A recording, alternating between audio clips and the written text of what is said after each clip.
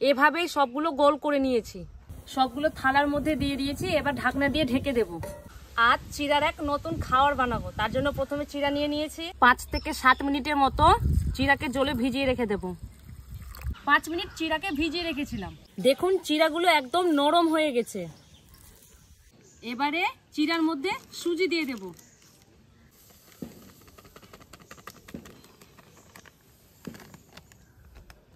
এর মধ্যে এবার জল ঝরিয়ে রাখা দই দিয়ে দেব। দিয়ে দেব গোলমরিচের গুঁড়ো, ধনেপাতা কুচি কুচি করে কেটে নিয়েছি দিয়ে দেব। পরিমাণ মতো লবণ দিয়ে দেব। সবকিছু ভালো করে মাখিয়ে নেব।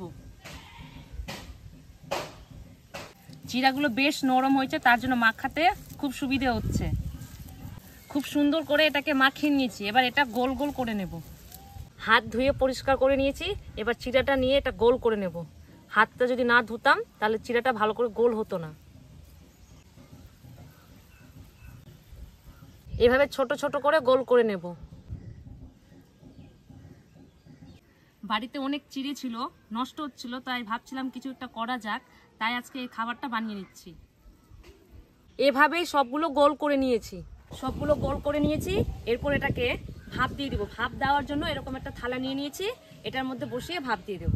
থালার মধ্যে তেল ব্রাশ করে দিয়েছি যেন গোলগুলো সেটে না যায়।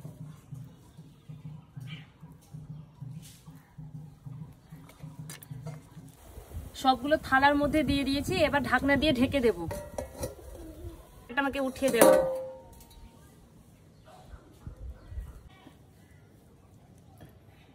এটা ভালো মতো সেদ্ধ হয়ে গেছে। এবার এটাকে তেলে ভেজে নেব।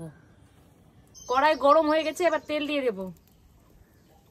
তেল গরম হয়ে গেলে দিয়ে দেব চিড়ে রাখা কাঁচা লঙ্কা। তারপর সাদা তেল দিয়ে দেব। অল্প পরিমাণে হিং দিয়ে দেব। তারপর গোটা জিরা দিয়ে দেব। গোটা সর্ষে, কারি পাতা দিয়ে দেব। দিয়ে দেব লঙ্কার গুঁড়ো, 1 চামচ ম্যাগি মশলা দিয়ে দেব। খুব অল্প পরিমাণে লবণ দিয়ে দেব। দিয়ে দেব ধনে পাতা।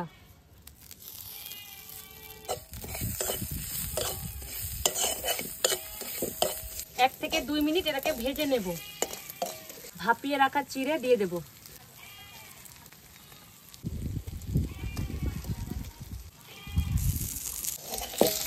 এটাকে 2 থেকে 3 মিনিটের মতো ভেজে নেব।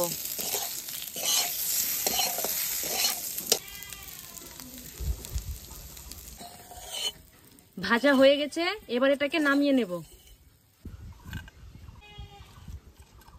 সকালে ও সন্ধ্যার খাওয়ারের সময় চিড়ার এই রেসিপিটা বানিয়ে নিতে পারেন, কেননা এটা খুব সহজে আর অল্প সময়ে বানানো যায়। একটা খেয়ে দেখি কেমন হয়েছে, যদিও আমি এটা প্রথম বানালাম।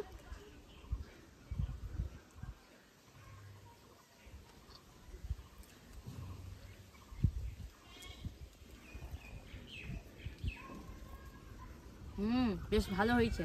আপনারা রেসিপিটা অবশ্য ট্রাই করুন আর আমাদের কমেন্ট করে জানান কেমন হয়েছে। আজকের জন্য এইটুকুই, দেখা হচ্ছে পরের ভিডিওতে।